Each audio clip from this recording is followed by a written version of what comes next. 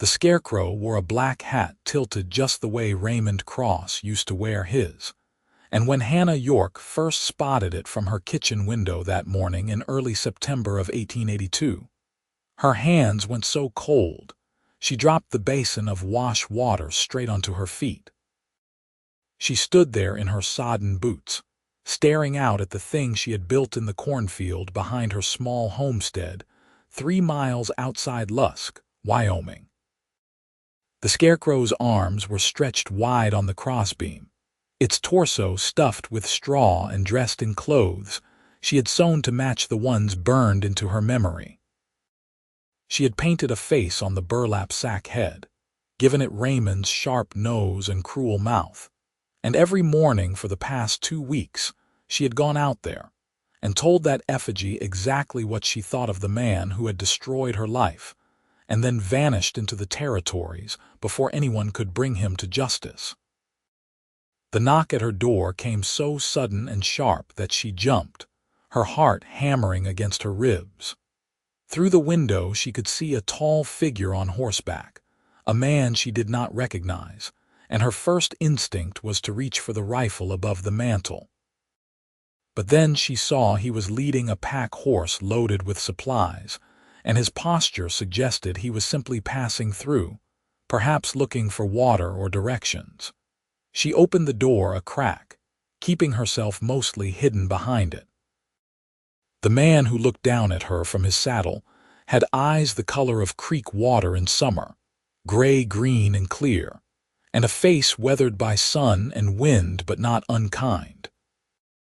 He was somewhere in his late 20s, she guessed, maybe 30 at most, with dark hair that needed cutting and a jaw shadowed with several days of beard. His clothes were dusty from travel, but his horse was well tended and his saddle good quality. "Afternoon, madam," he said, touching the brim of his hat. "Name is Hayes Young. I'm hoping you might spare some water for my horses and point me toward the nearest ranch that might be hiring hands. I have been riding since Cheyenne and my canteen ran dry about 5 miles back." Caroline opened the door wider, studying him. She had learned to read men quickly in the past year, learned to see the difference between those who looked at a woman alone on a homestead and saw vulnerability, and those who simply saw another human being. This man's gaze was direct but respectful, and he kept his hands visible on his saddle horn. "There is a pump around back," she said finally. "Help yourself. As for work, you might try the Jacobson place about 8 miles north. They were talking about needing men for the fall roundup last time I was in town." "Much obliged, madam." He tipped his hat again and began to turn his horse, but then he paused, his eyes catching on something beyond her house. "If you do not mind my saying, that is one hell of a scarecrow you have got out there." Caroline felt her face go hot. "It keeps the crows away." "I imagine it would keep just about anything away," Hayes said, and there was something in his tone that made her look up sharply. He was not laughing at her, she realized. If anything, he looked troubled. "That is, it looks mighty realistic, almost like a man standing out there." "That is the point," Caroline said, her voice harder than she intended. "Now, if you will excuse me, I have work to do." She closed the door before he could respond and stood with her back against it, breathing hard. Through the window she watched him ride around to the pump, dismount with the easy grace of someone who had spent most of his life on horseback, and water his animals. He was tall when he stood on the ground, she noticed, lean and broad-shouldered in the way of men who made their living with their bodies. He moved with a quiet competence that spoke of someone comfortable in his own skin. When he was done, he mounted up again and rode off toward the north without looking back at her house, though she saw his head turn once toward the Scarecrow in the field. Then he was gone, disappearing into the rolling prairie hills, and Caroline told herself she was glad of it. But that night, lying in her narrow bed in the room that was both bedroom and sitting room and kitchen all in one, She found herself thinking about those gray-green eyes and the way he had looked at her Scarecrow. Not with mockery or judgment, but with something that might have been understanding. 3 days later, she was in town, trading eggs and butter at Morrison's general store, when she heard the name Hayes Young mentioned by two ranch hands at the counter. Jacobson hired him on, one was saying. Heard he is good with horses. Broke 3 wild ones in 2 days and never laid a whip on them. Where did he come from? The other asked. Did not say much about it. Seems like a man who keeps his past to himself, but he works hard and does not cause trouble. That is all Jacobson cares about. Caroline finished her business and left before the men could notice her listening. On the ride back to her homestead, she tried not to think about why it mattered to her that Hayes Young had found work nearby, or why some small part of her felt almost relieved to know he had not just passed through and disappeared. The Jacobson ranch was 8 miles north. Close enough that their paths might cross again, far enough that she could avoid him if she chose to. She spent the afternoon working in her garden, pulling the last of the late summer squash and checking the potato plants. The work was hard and endless, but it was hers. She had filed the homestead claim herself 6 months ago, after finally accepting that Raymond was not coming back and that even if he did, she wanted nothing to do with him. The land was not much, just 160 acres of prairie with a creek running through one corner and enough arable soil to grow vegetables and some corn. But it was hers in a way nothing had ever been hers before. She had come to Wyoming territory 2 years ago as Raymond Cross's intended bride, a girl of 21 who believed in love and promises. He had courted her in Kansas City with pretty words and grand plans, told her he had a ranch in Wyoming and needed a wife to help him build a life. She had believed every word, had said goodbye to her family and traveled west with him, only to discover that the ranch was a lie, that Raymond was a gambler and a drunk who owed money to half the territory, and that his idea of building a life involved using his fists on anyone weaker than himself. The first time he hit her, she had been too shocked to fight back. The second time, she had tried to leave, and he had beaten her so badly she could not walk for 3 days. After that, she had learned to be quiet, to stay out of his way, to make herself small and invisible. She had learned to survive. Then one night 8 months ago, Raymond had lost big at a card game in Lusk and come home in one of his rages. But this time, when he had come at her with his fists raised, she had been ready. She had grabbed the iron skillet from the stove and swung it at his head with all the strength of 2 years of fear and fury behind it. The sound it made when it connected with his skull was one she would never forget. He had gone down hard, blood streaming from a gash above his ear, and for one terrible moment she had thought she had killed him. But then he had groaned and stirred, and she had run. She had grabbed what little money she had hidden away, taken one of the horses, and ridden through the night to the home of a widow woman she knew from church. Mrs. Patterson had taken her in, no questions asked, and when Raymond had come looking for her 2 days later, the widow had met him at the door with a shotgun and told him if he ever set foot on her property again, she would shoot him where he stood. After that, things had moved quickly. Raymond had left town within the week. Some said because he owed money to the wrong people. Others said because the sheriff had quietly suggested it would be better for everyone if he made himself scarce. Caroline had filed for divorce on grounds of cruelty and abandonment, a scandalous thing for a woman to do, but the judge had been sympathetic, and the decree had been granted. Then she had taken what little money she had and filed her homestead claim, determined to build a life that belonged only to her. The Scarecrow had come later, in late August when the corn was high, and she had been feeling strong enough to let herself feel anger instead of just fear.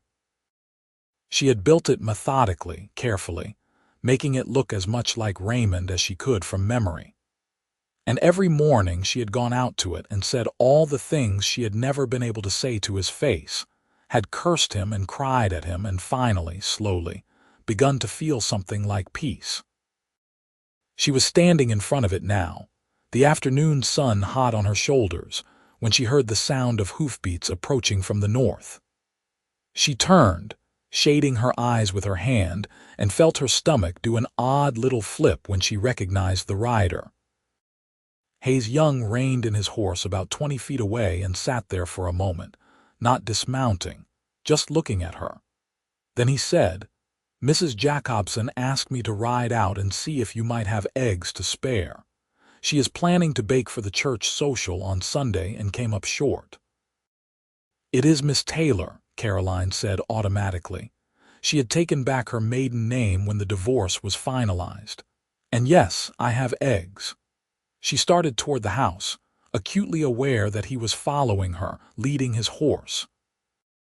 When they reached the chicken coop near the back of the house, she went inside and gathered a dozen eggs into a basket, handling each one carefully.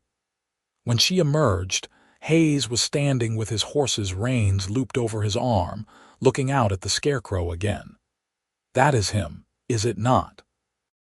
he said quietly.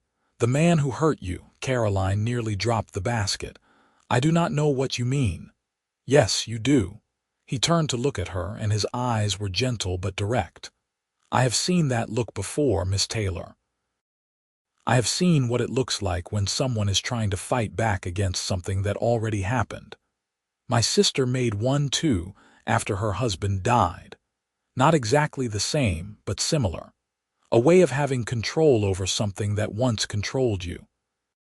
Caroline's hands were shaking and she gripped the basket tighter to hide it.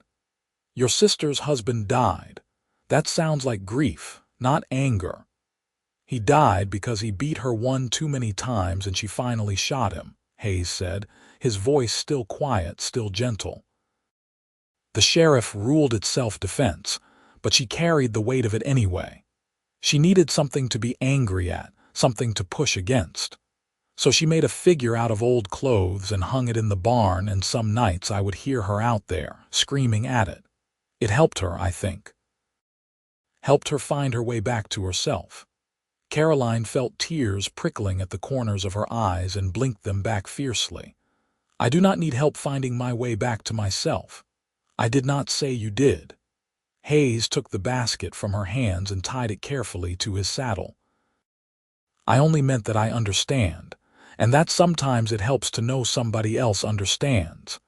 He mounted his horse then, moving with that same easy grace she had noticed before, and looked down at her.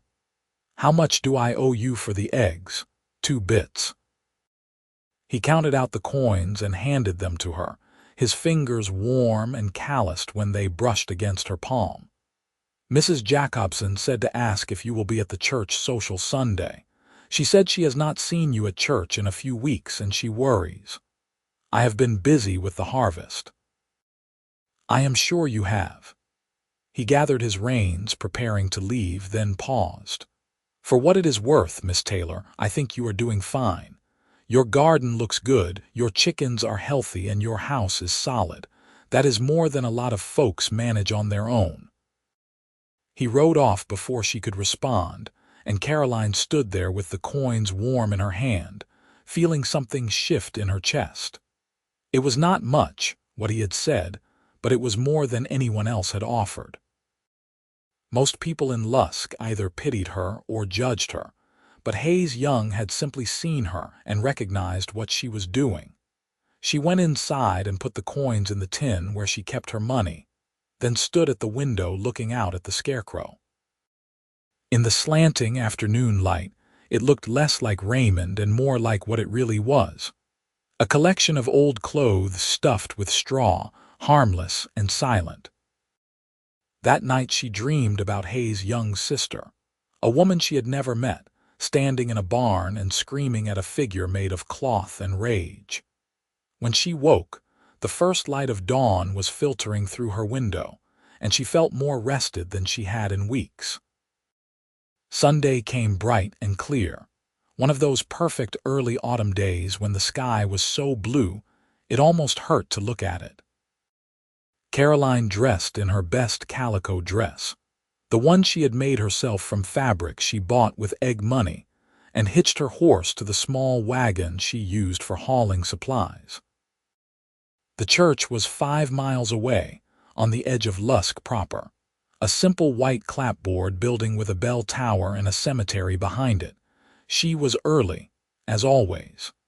She liked to arrive before the crowd, to slip into a pew near the back where she could leave quickly if she needed to. But when she pulled up to the hitching rail, she saw that Hayes Young was already there, standing with a group of ranch hands from the Jacobson spread, all of them looking scrubbed and uncomfortable in their Sunday clothes. He saw her at the same moment she saw him, and something in his face changed, softened. He said something to the other men and then walked over to where she was tying off her horse. "Good morning, Miss Taylor." "Good morning, Mr. Young." "Hayes," he said, "please." Mr. Young makes me sound like I should be teaching school or selling insurance. Despite herself, Caroline felt a smile tugging at the corners of her mouth. "Hayes, then, and you may call me Caroline if you like. Caroline." He said her name like he was tasting it, seeing how it felt in his mouth. "That is a pretty name. Suits you." She felt heat rising in her cheeks and busied herself with smoothing down her skirts. "You clean up well, Hayes. I almost did not recognize you without half an inch of trail dust." "I do my best." He gestured toward the church. "May I walk you inside?" She hesitated, aware that people were watching, that tongues would wag.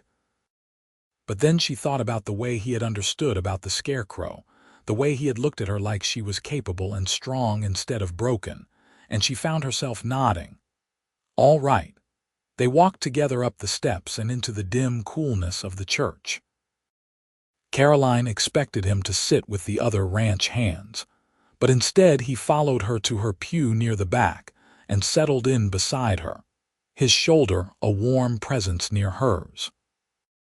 The service was the usual combination of hymns and scripture, and a sermon about forgiveness that struck Caroline as ironic, given that half the congregation was made up of men who had probably killed someone at some point in their lives. But she sang the hymns and bowed her head for the prayers, and when it was over and everyone filed outside for the social, she felt lighter than she had in months. The social was held in the yard beside the church, with tables set up laden with food that the women of the congregation had brought. There was fried chicken and cornbread, baked beans and potato salad, pies and cakes and fresh bread. Caroline had brought a pan of gingerbread, and she set it on the dessert table, feeling self-conscious about how plain it looked next to Mrs. Jacobson's elaborate layer cake. But Hayes found her a few minutes later and said, "Is that your gingerbread? I saw you set it down. My mother used to make gingerbread, and I have not had it in years. May I?" "Of course." She watched as he cut himself a generous square and took a bite, his eyes closing for a moment. "That is good, really good. You have a talent for baking, Caroline. It is just gingerbread. It is more than that."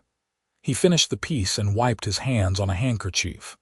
"It is the taste of home and care and someone putting love into what they make. That matters." Caroline did not know what to say to that, so she just stood there, feeling the warmth of his words settle into her bones. Around them, people were talking and laughing, children were running and playing, and for the first time since she had come to Wyoming, she felt like maybe she belonged here. They spent the afternoon together, not talking much, just existing in each other's presence. Hayes introduced her to some of the other ranch hands, men who treated her with a respect they might not have shown a divorced woman if Hayes had not been standing beside her, his quiet authority a shield. She met Mrs. Jacobson, a plump, kind-faced woman who hugged her and told her she was always welcome at the ranch if she needed anything. As the sun began to sink toward the horizon, and people started packing up to head home. Hayes walked Caroline back to her wagon. He checked her hitching knot, then her wheels and axles, his hands moving with practiced efficiency. "You keep your equipment in good shape," he said. "That is smart. I cannot afford to do otherwise. If something breaks, I have to fix it myself or go without. If you ever need help with something, you could send word to the Jacobson place. I am handy with tools." Caroline looked at him, this man who had appeared in her life so suddenly and somehow understood things about her that she had not spoken aloud. "Why are you being kind to me, Hayes?" He was quiet for a long moment, his hand still resting on the side of her wagon. Then he said, "Because you deserve kindness, Caroline, and because I know what it is like to be alone and trying to build something from nothing. I have been there. Hell, I am still there in some ways. So when I see someone else doing the same thing, I figure the least I can do is offer a hand if they need it. I do not need charity. I am not offering charity." He looked at her directly, and the intensity in his gray-green eyes made her breath catch. "I am offering friendship if you want it." Caroline thought about the long, lonely evenings in her small house, the silence that sometimes felt like it would swallow her whole. She thought about the scarecrow in her field and the anger she carried like a stone in her chest. And she thought about how it felt to have someone look at her the way Hayes was looking at her now, like she was worth something. "I would like that," she said softly. "Friendship. Good." He smiled, and it transformed his whole face, made him look younger and less guarded. "Then I will see you soon, friend." He helped her up into the wagon seat, his hand strong and steady under her elbow, and then stepped back and watched as she drove away. Caroline looked back once and saw him still standing there, his hat in his hands, the setting sun turning everything golden around him. The following Tuesday, Hayes rode out to her homestead in the late afternoon, leading a pack horse loaded with supplies. Caroline was in her garden, hoeing weeds between the potato rows, and she straightened up when she heard him approach, wiping sweat from her forehead with the back of her hand.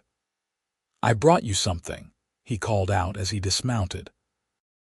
He untied a bundle from the pack horse and carried it over to where she stood. "Mrs. Jacobson said you mentioned needing nails and hinges when you were in town last week. She was sending someone to Cheyenne for supplies anyway, so I had them pick up what you needed. You can pay me back when you have the money or trade in eggs and vegetables, whatever works for you." Caroline stared at the bundle, then at him. "You did not have to do that, I know, but I wanted to." He set the supplies down by the garden fence. "Also, I noticed when I was here before that one of your fence posts is leaning pretty bad. If you have got a spare post and some tools, I could fix that for you before I head back." "Hayes, I cannot ask you to do that." "You are not asking. I am offering." He was already walking toward the leaning post, examining it with a critical eye. "This will not take long. You have got tools in the barn."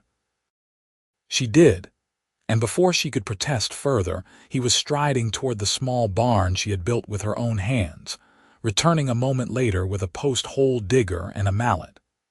He stripped off his shirt, revealing a lean, muscled torso marked with scars, and set to work.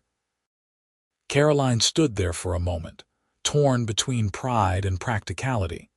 Then practicality won, as it always did, and she went back to her hoeing. They worked in companionable silence, the only sounds the thud of Hayes's mallet and the scrape of her hoe against the earth. When the post was fixed and the fence solid again, Hayes put his shirt back on and came to stand at the edge of the garden. "You have got a good setup here, Caroline. How much land did you file on?" 160 acres. "I am working about 10 of it right now, just the garden and the corn. Next year I am hoping to put in wheat if I can afford seed." "What about livestock?" "I've got the chickens and my 2 horses. I would like to get a milk cow eventually, maybe some pigs. But that takes money I do not have yet.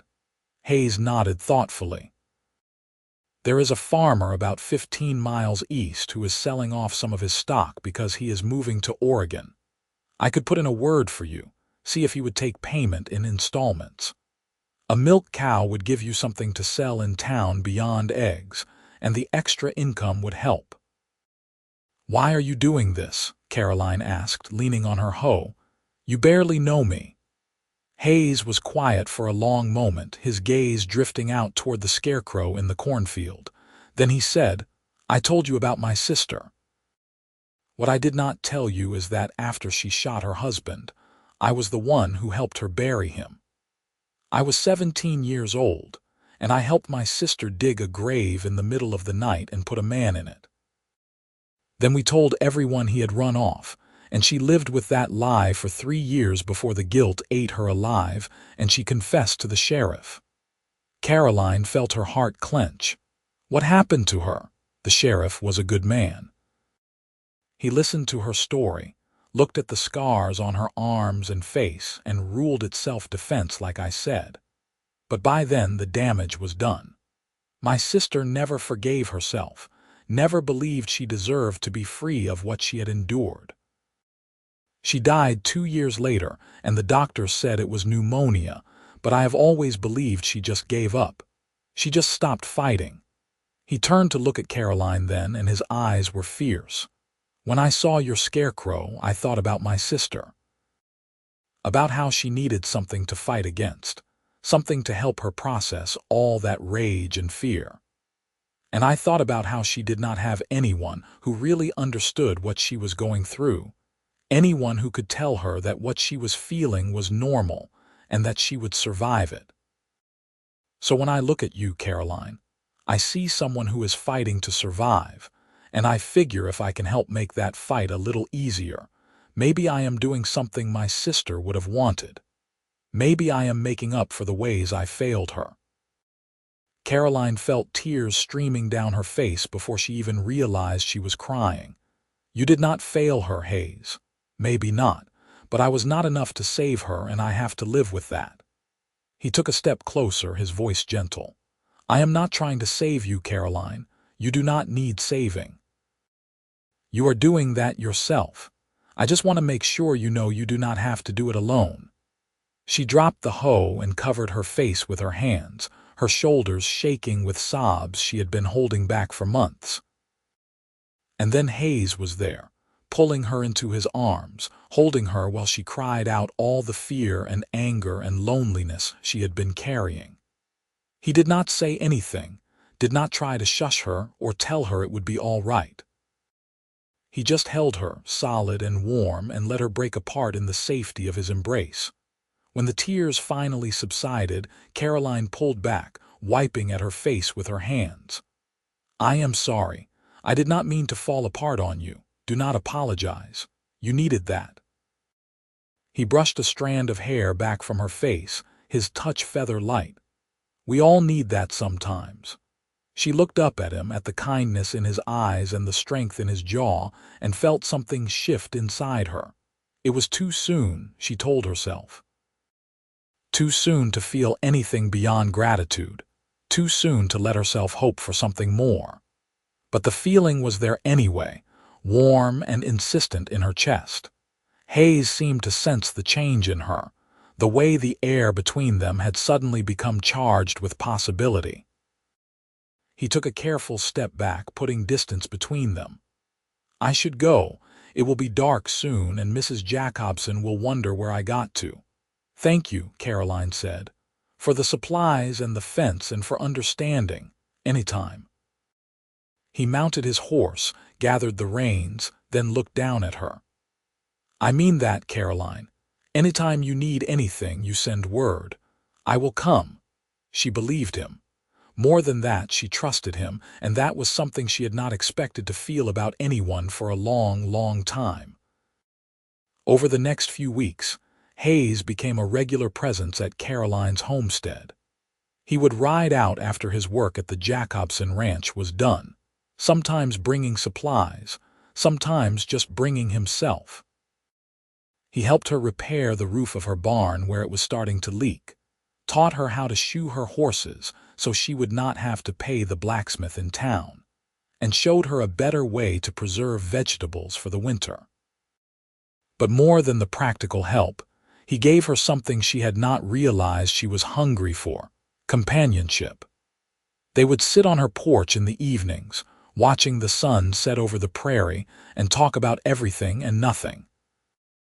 He told her about growing up in Kansas, about learning to ride before he could walk, about the time he had broken his arm falling out of a tree, and his mother had said it herself because the nearest doctor was 50 miles away.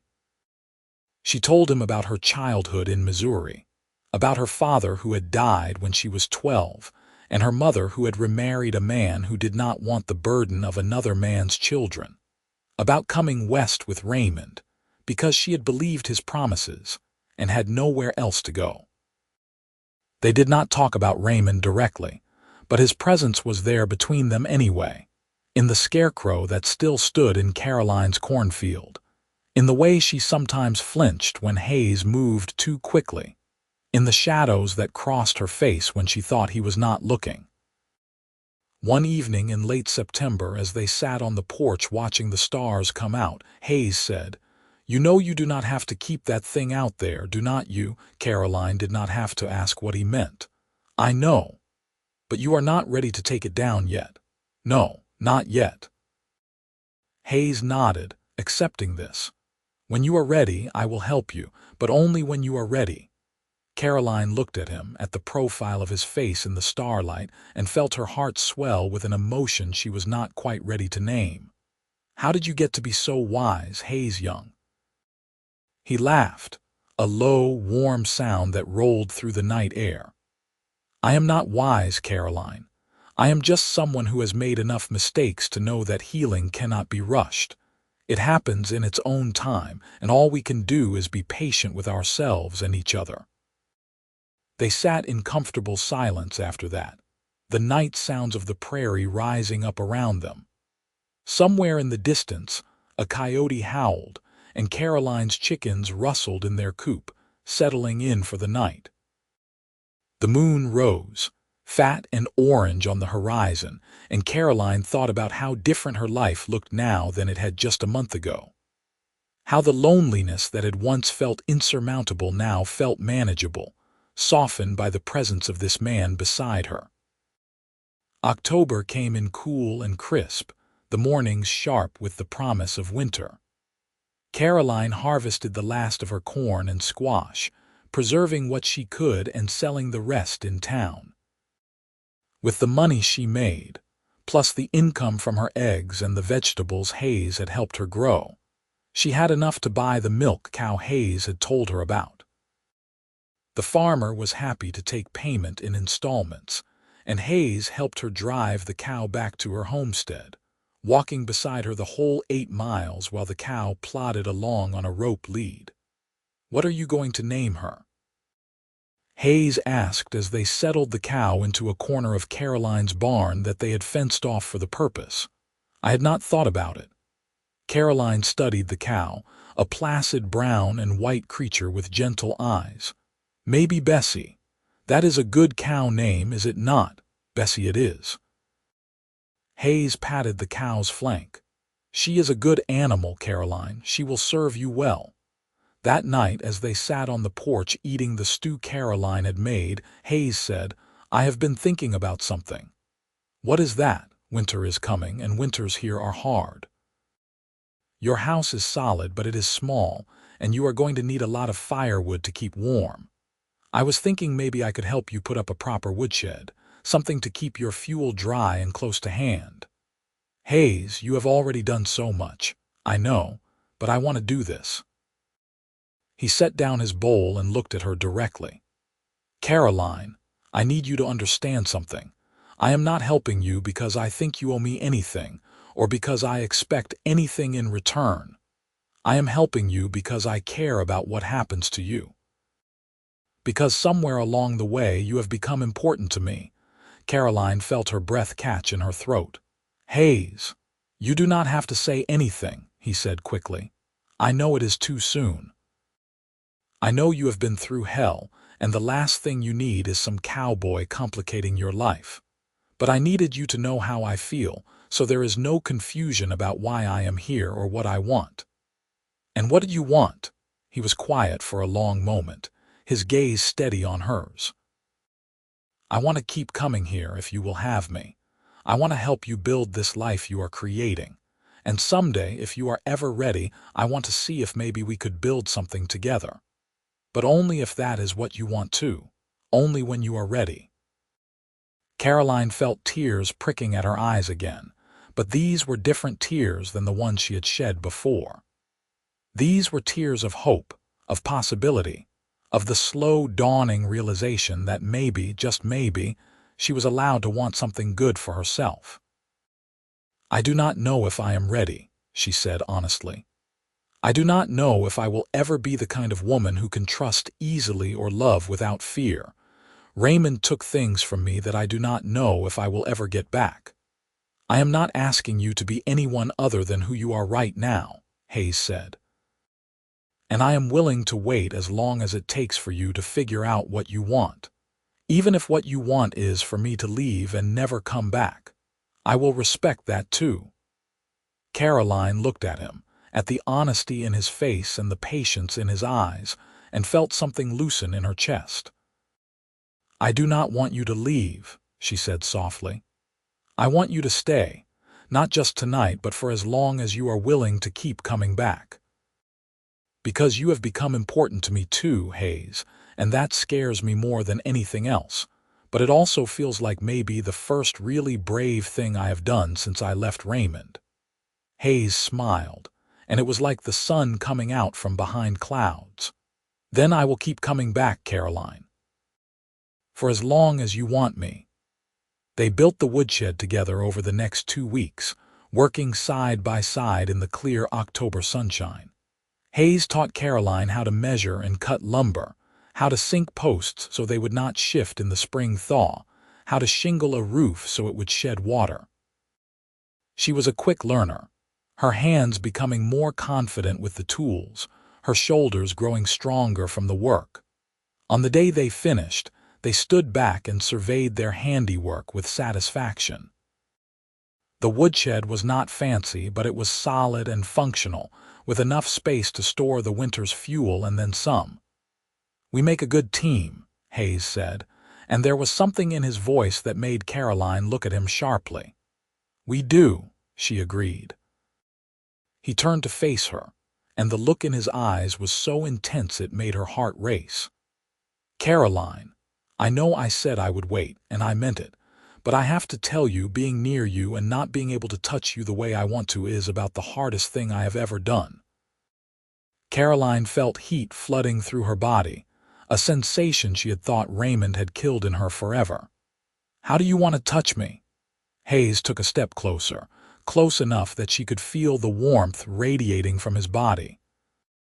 "Like this," he said softly and reached up to cup her face in his hands, his palms rough and warm against her skin.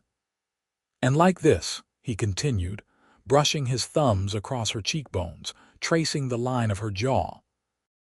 "And like this," he finished, leaning down to press his forehead against hers, his breath mingling with hers in the space between them.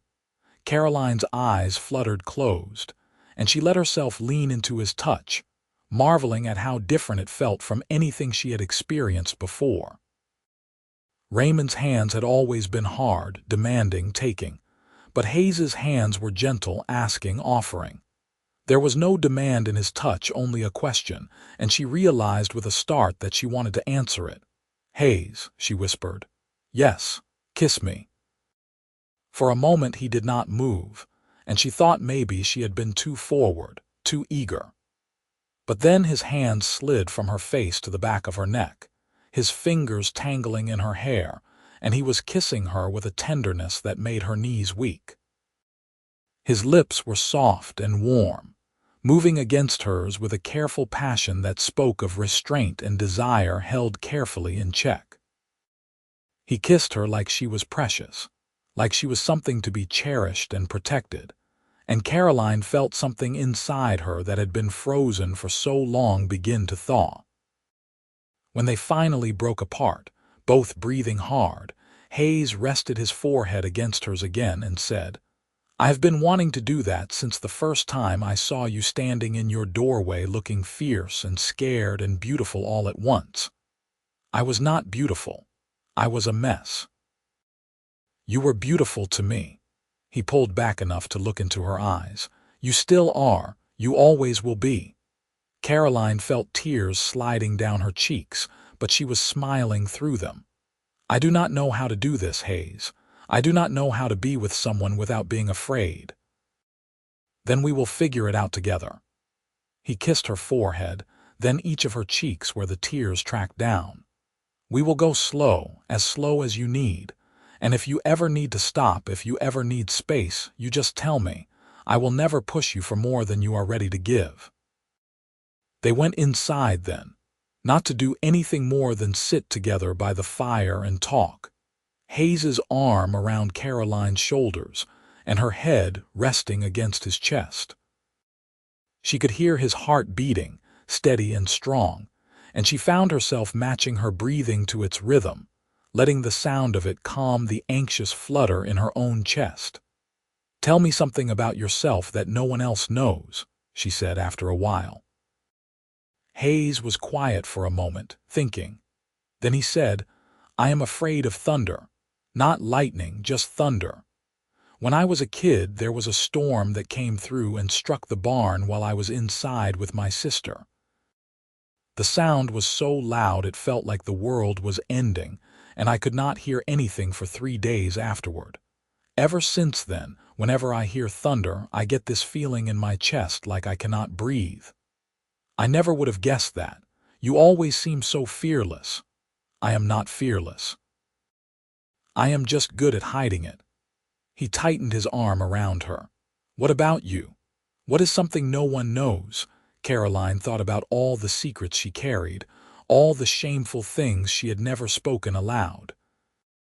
Then she said, "Sometimes I am afraid that Raymond broke something in me that cannot be fixed, that I will always be the woman who let a man hurt her, who did not leave sooner, who was not strong enough to fight back until it was almost too late.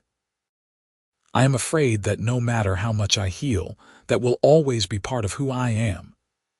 "It is part of who you are," Hayes said gently, "but it is not all of who you are. You are also the woman who survived, who had the courage to leave, who filed a homestead claim and built a life with her own 2 hands. You are the woman who made a scarecrow to give herself someone to be angry at, because anger is better than fear and you were smart enough to know that. You are the woman who let me in, even though every instinct you had probably told you to keep me at arm's length. All of that is who you are too, Caroline, and that woman is pretty remarkable." Caroline turned her face into his chest and let herself cry again. But these were healing tears, the kind that washed away old poison and left room for something new to grow. Hayes held her through it, his hands moving in slow, soothing circles on her back, and when she was done, she felt lighter than she had in years. November came in cold and gray, the prairie grass turning brown and the trees along the creek losing their leaves. Caroline and Hayes fell into a routine, with him coming out to her homestead 3 or 4 times a week after his work at the Jacobson Ranch was done. They took their time getting to know each other, both the big things and the small things. She learned that he took his coffee black and could not abide raisins, that he had a beautiful singing voice he was too shy to use around most people, that he read poetry when he could get his hands on it, and had a worn copy of Walt Whitman in his saddlebag. He learned that she loved thunderstorms despite having every reason to hate them, that she could sketch beautifully, and had filled a notebook with drawings of the prairie, that she hummed when she cooked and talked to her chickens like they were friends. They also learned each other physically, slowly and carefully, with Hayes always letting Caroline set the pace. He held her hand while they walked, kissed her goodnight before he left, pulled her into his arms when she needed comfort. And gradually, as the weeks passed and the weather grew colder, Caroline found herself wanting more. Wanting to know what it felt like to be touched with love instead of violence, to give herself to someone who saw her as an equal instead of property. One night in late November, with the first snow of the season falling soft and thick outside, Caroline said, "Stay." Hayes looked up from where he was pulling on his coat, preparing to ride back to the Jacobson ranch. "Stay the night. It is too cold and dark to ride back now, and I have space here. You could sleep by the fire. Caroline, if I stay, I do not think I will be content to sleep by the fire." "Good." She took his coat from his hands and hung it back on the peg by the door. "Because I do not want you to." Hayes's eyes darkened and his voice went rough. "Are you sure? Because once we cross this line, I cannot uncross it, and I need to know you are ready." "I am sure." She took his hand and placed it over her heart so he could feel how fast it was beating. "I am scared, but I am sure." "I want this, Hayes. I want you." He kissed her then, deep and long, his hands framing her face like she was something infinitely precious. Then he picked her up, one arm under her knees and the other around her back, and carried her to the bed in the corner of the room. He laid her down gently on the quilt she had made with her own hands, and then he stretched out beside her, propping himself up on one elbow so he could look at her. "If you need me to stop at any point, you tell me," he said seriously. "I do not care if we are in the middle of things. You tell me to stop and I stop. No questions, no arguments. Do you understand?" "I understand." "Good." He bent to kiss her again, slow and thorough, his hands moving over her body with a reverence that made her ache. He undressed her carefully, pausing between each layer to kiss newly exposed skin, to tell her how beautiful she was, to make sure she was still with him. And when she lay bare before him, vulnerable and trembling, he stripped off his own clothes and gathered her close, skin against skin, warmth against warmth. What happened next was unlike anything Caroline had ever experienced. Hayes touched her like she was a wonder to be explored, kissed her like he could never get enough, moved with her and against her in a rhythm that felt less like taking and more like sharing. He was patient and attentive, watching her face for signs of pleasure or discomfort, adjusting his movements to match what she needed. And when she finally shattered in his arms, crying out his name into the quiet darkness, he held her through it and then followed her over the edge, his face buried in her neck, her name a prayer on his lips. Afterward, they lay tangled together under the quilts, the fire crackling softly in the hearth and the snow falling steadily outside. Caroline traced patterns on Hayes's chest, marveling at the fact that she felt safe, that she felt cherished, that she felt like maybe, finally, she was starting to understand what love was supposed to feel like. "That was different than I expected," she said softly. "Different good or different bad? Different good. Very good." She propped herself up to look at him. "Is it always like that?" "No." He brushed her hair back from her face. "It is like that when two people care about each other and take the time to learn what the other needs. It is like that when it is about more than just bodies. It is like that when it is making love instead of just having sex." Caroline felt her throat tighten with emotion. "I did not know it could be like that. I thought what Raymond did to me was just how it was supposed to be."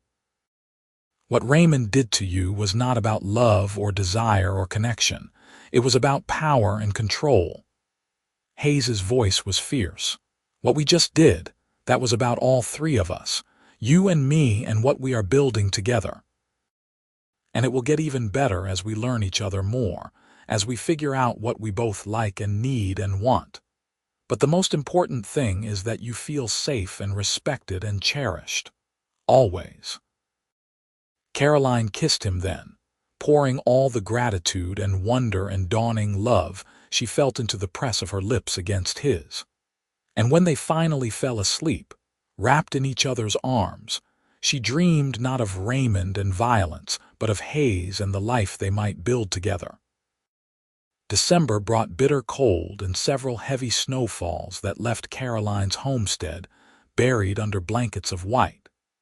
Hayes moved most of his belongings out to her place, though he still worked at the Jacobson ranch during the day and helped Caroline with her chores in the mornings and evenings. They fell into an easy partnership, dividing the work of survival between them, keeping each other warm through the long, dark nights. One morning, after a particularly heavy snowfall, Caroline woke to find Hayes already up and dressed, standing at the window looking out at her cornfield. She came to stand beside him, and that was when she saw what he was looking at. The Scarecrow had fallen over in the night, its wooden frame collapsed under the weight of the snow, and it lay in a crumpled heap that looked nothing like Raymond Cross and everything like what it really was, a broken collection of sticks and cloth. "I think it is time," Caroline said quietly. Hayes looked at her. "Are you sure?" "I am sure." She took his hand. "Will you help me take it down, like you said you would?" "Of course." They bundled up in their warmest clothes and trudged out through the snow to where the Scarecrow lay. Together they dismantled it, pulling the clothes off the wooden frame, stuffing the straw back into burlap sacks that Caroline could use for other things. Hayes broke the wooden frame apart and stacked it for firewood. Within an hour, there was nothing left but disturbed snow and the memory of what had stood there. Caroline looked at the empty space and felt something release in her chest, something she had been holding on to without realizing it. "I do not need it anymore," she said, almost surprised by the truth of it. "I do not need to be angry at him anymore because I have got something better to focus on now." Hayes pulled her into his arms, holding her tight. "What is that? Building a future. With you."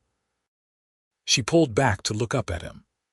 "Hayes, I know we have not known each other that long, and I know we have not talked about what comes next, but I need you to know that I love you. I love you in a way I did not know I was capable of loving anyone. And if you want to make this permanent, if you want to stay here and build a life with me, then I want that too, more than anything." Hayes's face lit up like the sun coming out from behind storm clouds. "Caroline Taylor, are you asking me to marry you?" "I suppose I am." She felt her cheeks heating. "Unless you would rather ask me, in which case I will wait and let you do it properly." "To hell with properly." He lifted her off her feet and spun her around, both of them laughing like children. "Yes, Caroline. Yes, I will marry you. Yes, I want to build a life with you. Yes to all of it, forever and always." He set her down and kissed her, deep and passionate, right there in the snow where the Scarecrow had stood. And when they finally pulled apart and headed back toward the house, hand in hand, Caroline looked back once at the empty space and felt only gratitude.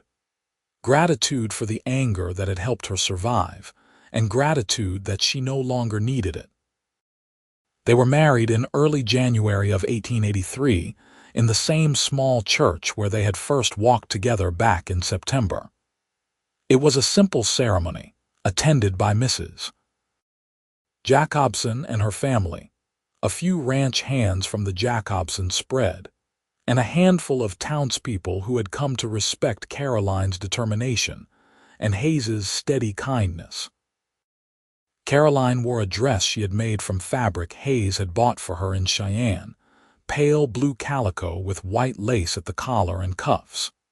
Hayes wore his best shirt and a new vest, his dark hair neatly combed and his face clean shaven. When the preacher asked if they would love and honor each other for as long as they both lived, they both answered with voices strong and clear, their hands clasped tight between them. And when he pronounced them husband and wife, Hayes kissed Caroline like she was the answer to every prayer he had never thought to pray. The winter passed in a blur of quiet domesticity and growing intimacy. Hayes officially moved his things to Caroline's homestead, which they both started referring to as their homestead, and they began making plans for the spring. They would expand the garden, Hayes said, and put in that wheat crop Caroline had been dreaming about. They would build an addition onto the house, maybe, and eventually they would need a proper barn for the livestock they planned to acquire. They talked about children too, tentatively at first and then with more certainty. Caroline wanted a family, wanted to fill her home with the sounds of laughter and love instead of silence and fear. Hayes wanted it too, wanted to give her everything she had been denied, wanted to build something that would outlast them both. In March, when the snow began to melt and the first green shoots started pushing up through the mud, Caroline told Hayes she thought she might be pregnant. He whooped with joy and picked her up and spun her around just like he had when she had agreed to marry him, and then he set her down gently and placed his hand on her still flat belly with a look of such wonder that it made her cry. "We are going to be parents," he said, his voice full of awe. "We are," Caroline agreed, and felt joy bubbling up inside her like a spring. Their son was born in early November of 1883, a healthy, squalling baby with his father's gray-green eyes and his mother's dark hair. They named him James, after Hayes's father, and Caroline fell in love with him the moment the midwife placed him in her arms. Hayes was beside himself with pride and tenderness, holding his son with a gentleness that belied his calloused hands, singing softly to him in the middle of the night when he woke crying. Watching Hayes with their baby, Caroline sometimes thought about the Scarecrow she had built and then dismantled, about the anger she had needed and then released. She thought about the woman she had been when Hayes first rode up to her door, brittle and defensive and barely holding herself together. That woman felt like a stranger now, someone Caroline could remember but no longer recognized as herself. She was different now. Stronger, yes, but also softer in the places that mattered. She had learned that strength was not just about surviving alone, but about letting yourself be vulnerable with someone who had earned your trust. She had learned that love was not about possession or control, but about partnership and respect and choosing each other every single day. And she had learned that healing was not a destination you reached, but a journey you traveled, sometimes smooth and sometimes rocky, but always moving forward.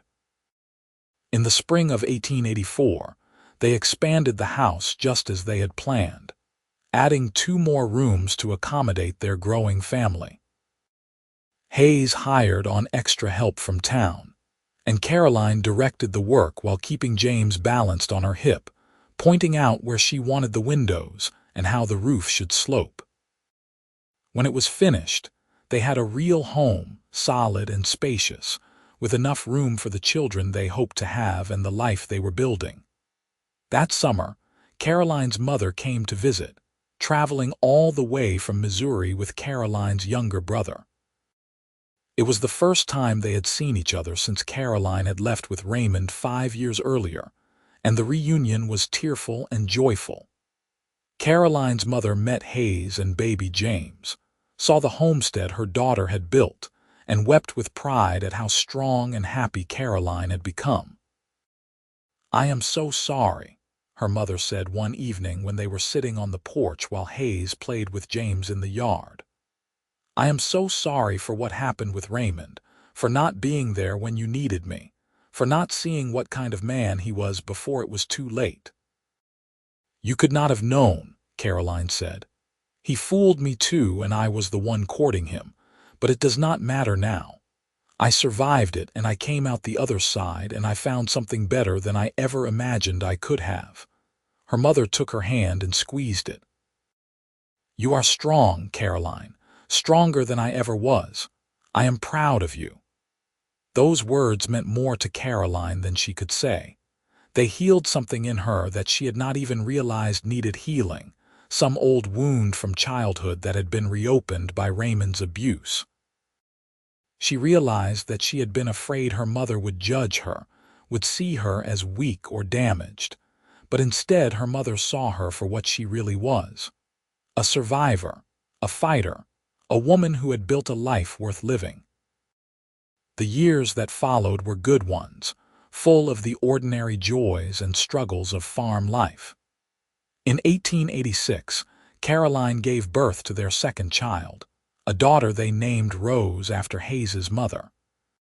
She had Caroline's dark eyes and Hayes's easy smile, and she grew up strong and fearless, following her father around the ranch and learning to ride before she was old enough to go to school. 2 years later came another son, William, who was quiet and thoughtful like Caroline, with a gift for sketching that delighted his mother. The homestead prospered under their joint efforts. The wheat crop Hayes had promised came in well, and they added cattle to their holdings, then sheep. Hayes proved to have a talent for breeding horses, and soon they had a small herd of fine animals that fetched good prices in Cheyenne and beyond. Caroline expanded her vegetable garden and started selling preserves and pickles in town, building a reputation for quality that brought customers from miles around.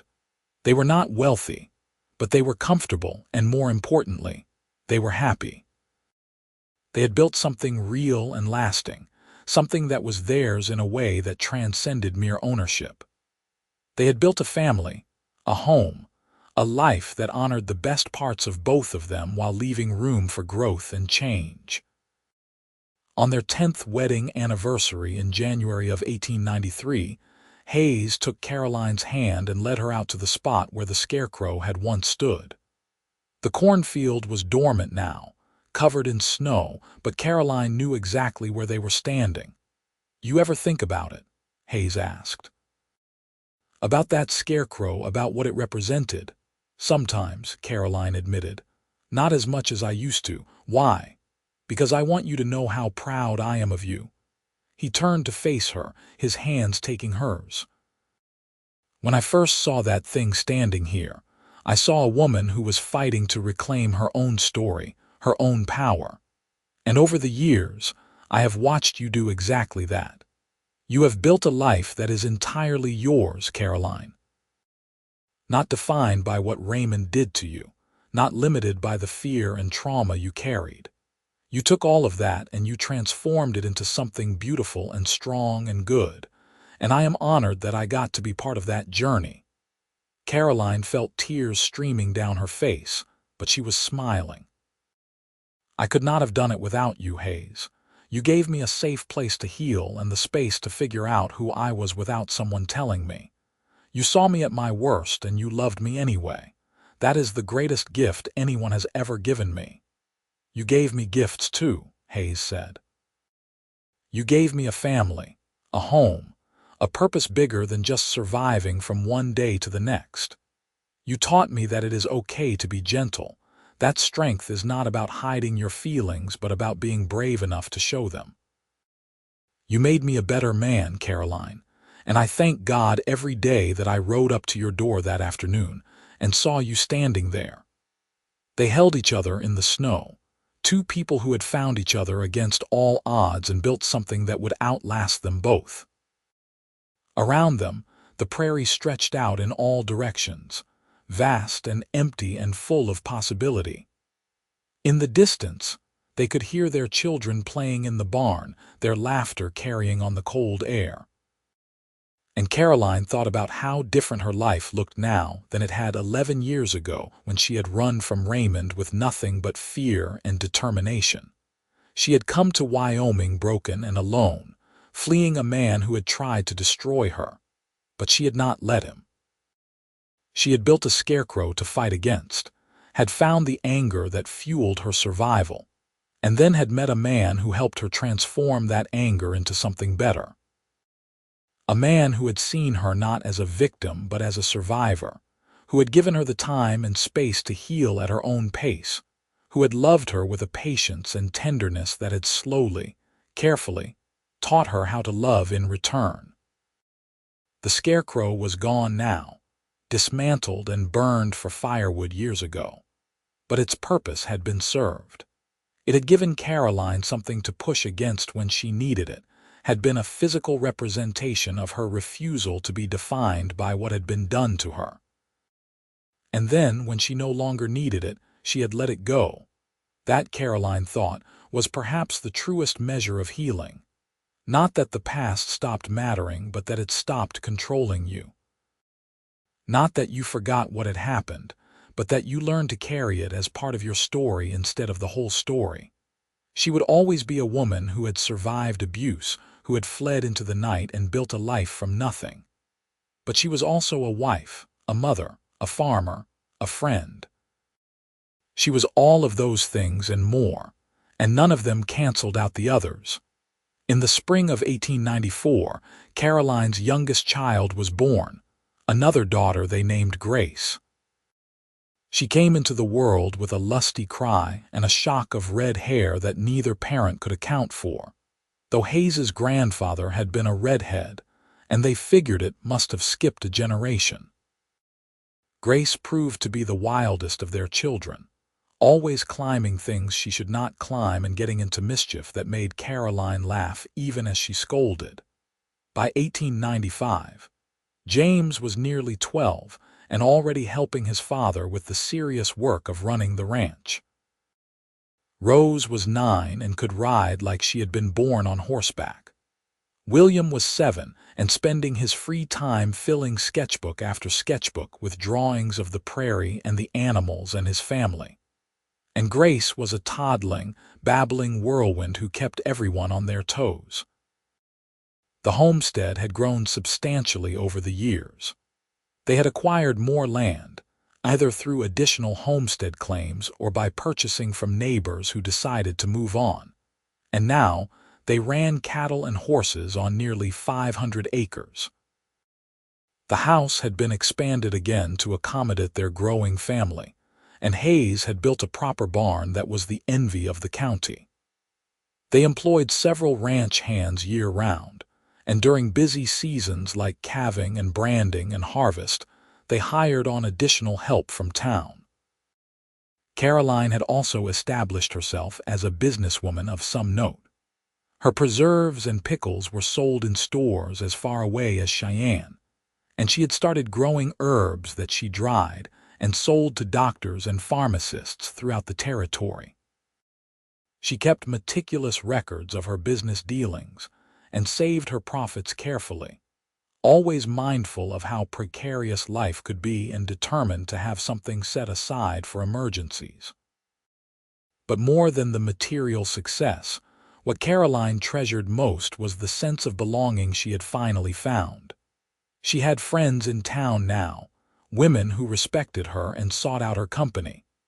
She was active in the church, helping to organize socials and fundraisers. She had earned the respect of the ranchers and farmers in the area through hard work and fair dealing. She was no longer the scandalous divorced woman who lived alone on a hardscrabble homestead. She was Mrs. Caroline Young, respected rancher and businesswoman, mother of 4 and wife of the well-regarded Hayes Young. On a warm evening in June of 1896, Caroline and Hayes sat on their porch watching the sun set over their land while their children played in the yard. James was teaching Rose how to throw a rope, while William sat nearby sketching them and Grace toddled around chasing the chickens. "I have been thinking," Hayes said, reaching over to take Caroline's hand. "That is dangerous," Caroline teased, squeezing his fingers. "I have been thinking about how far we have come," he continued, ignoring her teasing. "About everything we have built, everything we have survived, and I want to make sure you know that I would do it all again. Every moment, every struggle, every joy. I would choose you and this life 1,000 times over." Caroline felt her throat tighten with emotion. After 14 years of marriage, he could still make her cry with his words. "I would choose you too, Hayes, always. I know things were hard for you before we met. I know you went through things that no one should have to go through.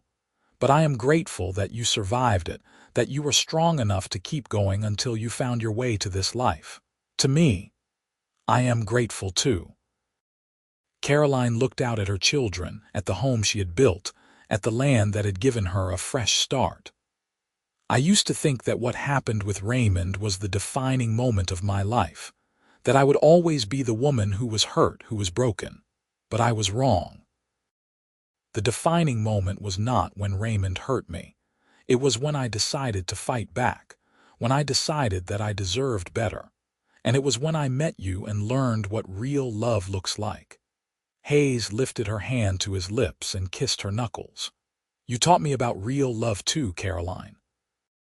You taught me that love is about showing up every day, about choosing your partner over and over again, about building something together that is stronger than what either of you could build alone." They sat in comfortable silence after that, watching the sky turn from gold to pink to purple as the sun sank below the horizon. The prairie stretched out around them, vast and beautiful, full of the life they had cultivated. And Caroline thought about the woman she had been 15 years ago, the girl who had believed Raymond's promises and followed him west.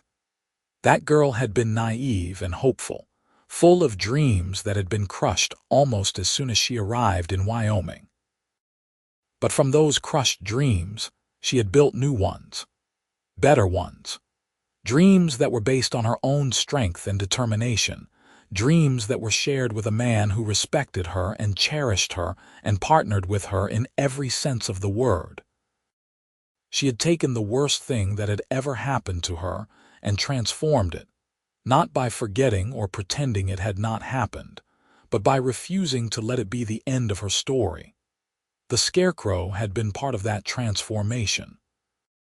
It had given her something tangible to rail against, something to represent all the anger and pain she needed to process.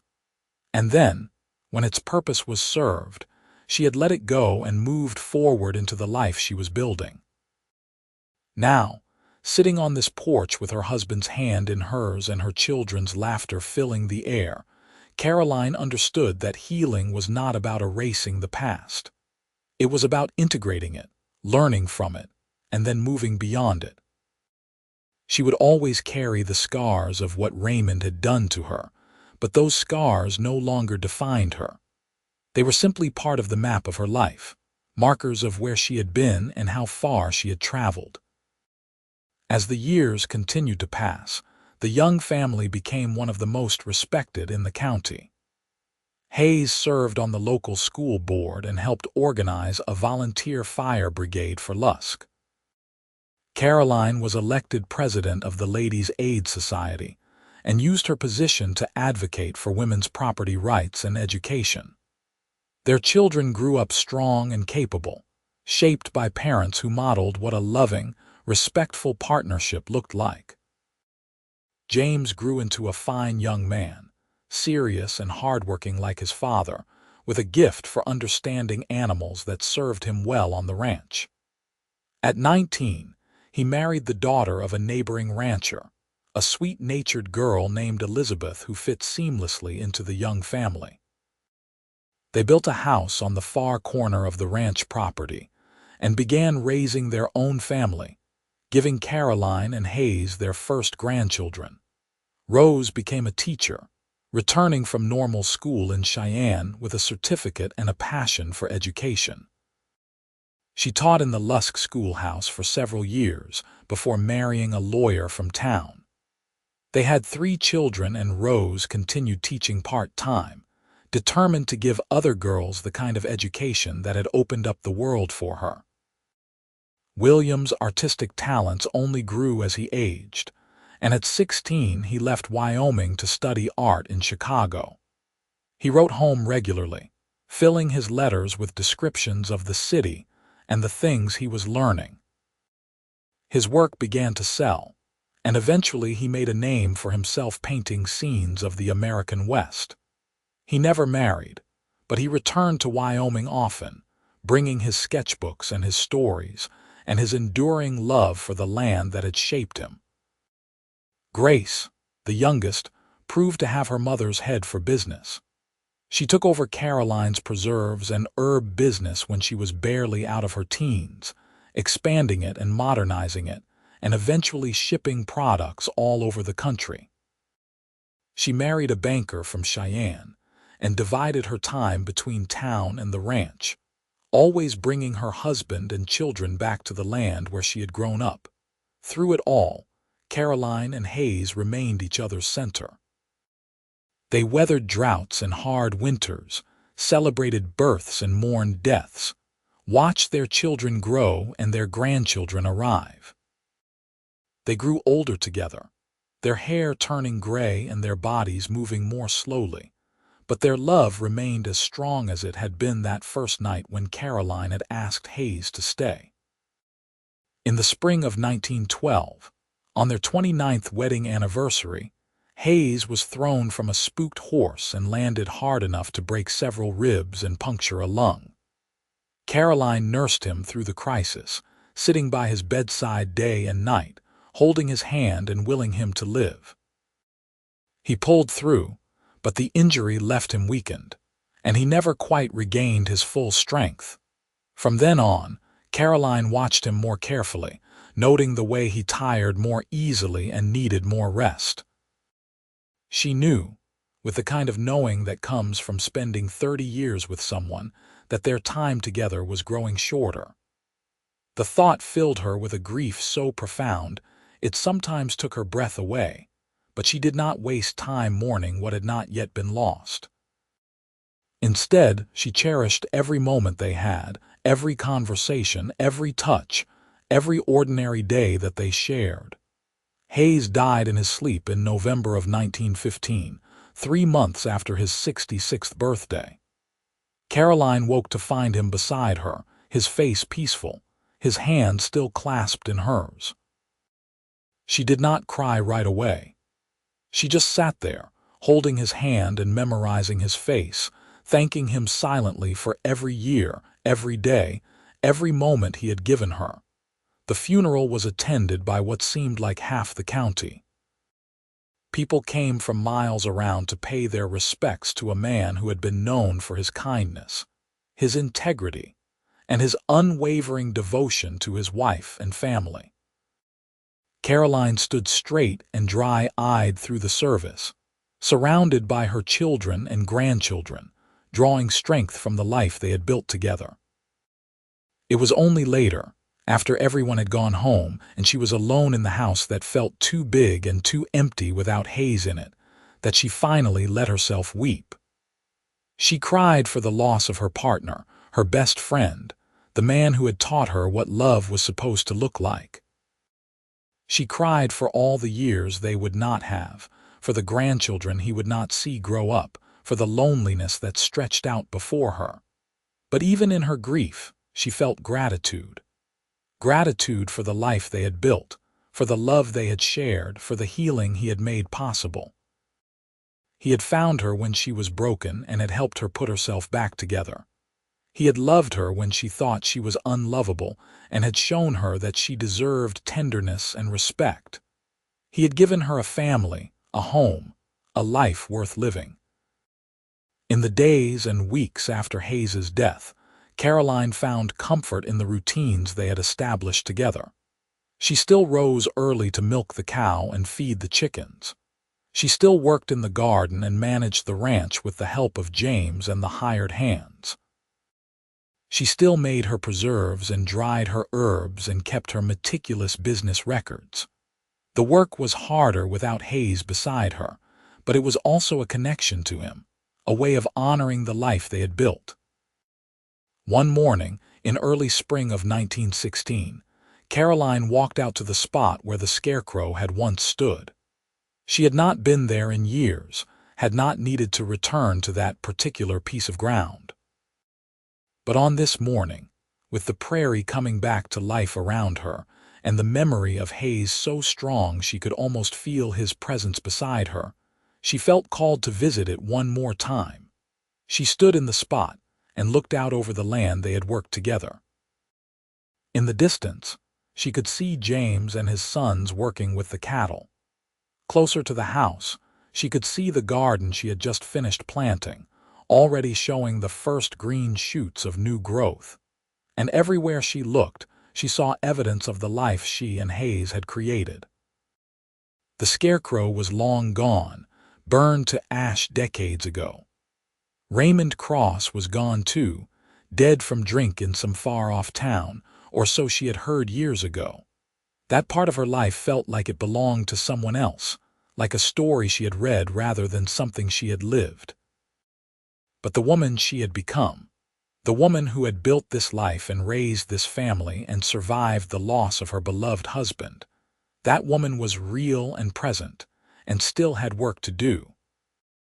She was 64 years old, a grandmother many times over, a successful businesswoman and respected member of her community. And she was alone, but not lonely, because she carried Hayes with her in every breath, every heartbeat, every choice she made. Caroline lived for another 10 years after Hayes's death, active and engaged until the end. She saw more grandchildren born, and some of them marry and have children of their own. She expanded her business until it was one of the most profitable in the county. She advocated for women's suffrage and voted for the first time in 1920, thinking of Hayes and how proud he would have been. When she died in the spring of 1926, just shy of her 74th birthday, she was surrounded by family. Her children and grandchildren gathered around her bed, holding her hands and telling her they loved her. And in her last moments, Caroline thought about the journey her life had taken, from the frightened girl who had come west with Raymond Cross, to the survivor who had built a scarecrow to fight against her demons, to the woman who had found love and healing and purpose with Hayes Young. It had been a good life, she thought, a full life. A life that had been shaped by hardship but not defined by it, that had been enriched by love and strengthened by perseverance. She had taken the worst thing that had ever happened to her and transformed it into something beautiful. She had built a legacy that would outlast her, in the form of her children and grandchildren, in the business she had created, in the land she and Hayes had worked and loved, and she had learned in the end that healing was possible. That love was real. That a woman could be broken and put herself back together and emerge stronger for the breaking. The Scarecrow had been a symbol of her anger and her pain, but also of her refusal to be destroyed. And when she had no longer needed it, she had let it go and moved forward into the life she deserved. They buried Caroline next to Hayes in the cemetery, behind the church, where they had married 43 years earlier. The headstone was simple, bearing both their names and the dates of their births and deaths, and underneath, an inscription chosen by their children. Together they built a life of love and left a legacy of strength. And on the land they had claimed and cultivated, life went on. James and his family continued to work the ranch. Rose's children came to visit every summer and ran through the fields their grandmother had planted. William returned from Chicago for the funeral and stayed for a month, painting scenes of the ranch and the prairie and the life his parents had built. Grace kept the business running, honoring her mother's memory by maintaining the high standards Caroline had always insisted upon. The house remained in the family, passed down through generations. The land continued to be worked and loved. And the story of Caroline and Hayes Young became part of the family lore, told and retold to children and grandchildren, as an example of what was possible when two people found each other, and chose to build something beautiful out of shared pain and hope and determination. The Scarecrow was gone, dismantled long ago. Raymond Cross was forgotten, a footnote in a story that was never really about him. But Caroline and Hayes lived on in the land they had claimed, in the family they had created, in the legacy of love and strength they had left behind. And in the hearts of everyone who knew their story, they remained as they had been in life. Partners, lovers, survivors, and above all, proof that healing was possible and that love, real love, could transform even the darkest past into something bright and beautiful and worth every struggle along the way.